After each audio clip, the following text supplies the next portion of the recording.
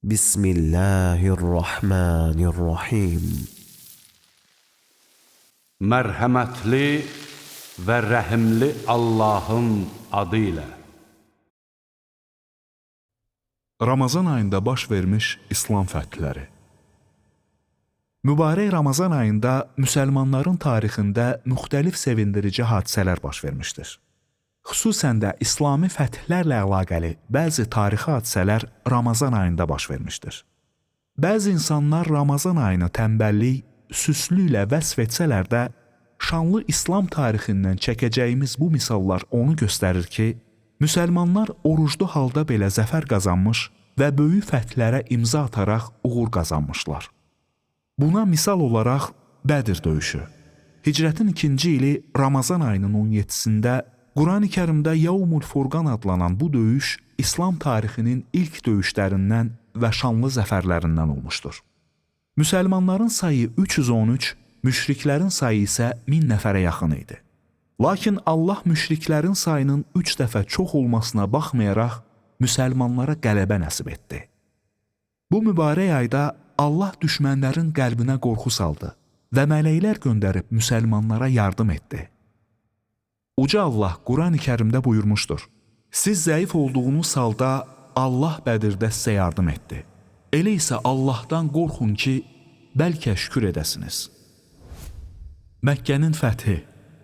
Hicrətin 8-ci ili Ramazan ayının 20-ci günü baş vermişdir. Hansı ki, bu fəthdən sonra insanlar dəstə-dəstə İslamı qəbul etmək üçün axın etdilər. Məkkənin fəthi döyüşsüz, qan tökülmədən tamamlandı və bu hadisə sülh şəraitində baş verdi. Məhəmməd Peyğəmbər, Allahın ona salavatı və salamı olsun, bu fəthdə öz düşmənlərini bağışladı. Bu əməli ilə bəşəriyyətə mesaj verdi ki, döyüşdə məqsəd insanları Allaha dəvət etməkdir. Öldürmək əsas hədəf olmalı deyil. Beləcə müqəddəs Məkkə şəhəri döyüş olmadan fəth edildi. Əndəlüsün fəthi. Hicrətin 92-ci ilində Ramazan ayının 28-də müsəlman komandir Tariq İbn Ziyadın rəhbərliyi altında müsəlmanlar elə həmin şərəfli komandirin adı ilə bugün də anılan Cəbəllü Tariq boğazını keçərək Əndəlüs ərazilərini fəth edirlər. Bu fəthdən sonra Əndəlüs elm və mədəniyyət mərkəzinə çevrilir. Hətta Avropalılar belə öz övladlarını müsəlman elm adamlarından təhsil almağa göndərirlər. Amoriyyənin fəthi. Amoriyyə döyüşü Bizans və Abbasilər arasında, indiki Türkiyənin Balıkəsir və Ankara məntəqələri arasında bir yerdə Hicrətin 223-cü ili Ramazan ayının 6-sında baş vermişdir. Abbasi xəlifəsi Əl-Möhtəsim Billəh bu döyüşdə şəxsən iştirak edirdi. Döyüş müsəlmanların böyük zəfəri və Bizanslıların geri çəkilməsi ilə nəticələndi. Monqol tatarlar üzərində qələbə. Bu qələbə tarixdə aynı Calut adlanan yerdə Hicrətin 658-ci ilində Ramazan ayının 24-də baş vermişdir.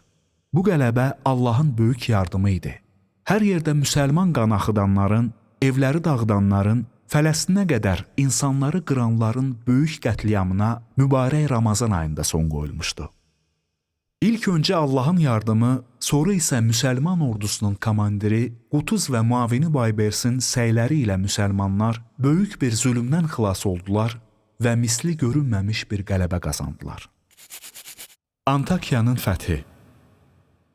Hicrətin 666-cı ilində Ramazan ayının 14-də müsəlmanlar Əz-Zahir Baybersin komandanlığı altında Antakiyanı mühasirəyə aldılar. Ramazan ayı daxil olandan mühasirə başlamışdı və nəhayət Ramazanın 14-də 6-cı gün müsəlmanlar Antakiyanı fəth edir və çoxlu sayda müsəlman əsirləri azad edirlər. Həmin dövrdə Antakiyanın hakimi müsəlmanlara ən çox zülm edən bir xristiyan idi. Onun da zülmünə bu mübarək ayda son qoyulmuş oldu. Belqradın fəthi. Hicrətin 927-ci ilində Ramazan ayının 26-sında Osmanlı Sultanı Süleyman Qanuninin rəhbərliyi ilə Belqrad şəhəri müsəlmanlar tərəfindən mühasirəyə alınaraq fəth edildi. Osmanlı səfirini xəyanət edərək qətl edənlərin intiqamı belə alındı. Şəhərin mühasirəsinə tab gətirməyən Belqradlılar müsəlmanlara təslim oldular. Şəhərdəki ilk cümə namazı elə Belqrad qalasında qılındı. Tarix səhifələrindən süzülüb gələn bütün bu əzəmətli nümunələr Ramazanın sadəcə bir ibadət ayı deyil, mənəvi dirçəliş mövsümü olduğunu, əsla bir süslü ayı olmadığını sübut edir. Onların əldə etdiyi bu bənzərsiz zəfərlərin və sahib olduqları izzətin əsl sirri Allahın dinini həyatlarının tam mərkəzinə qoyaraq haqqı ilə yaşamaları idi. Aclıq və susuzluğa rəğmən qəlblərində daşıdıqları bu sarsılmaz iman nuru bu gün də hər cür çətinliyin öhdəsindən gəlməkdə bizə bələdçilik edir.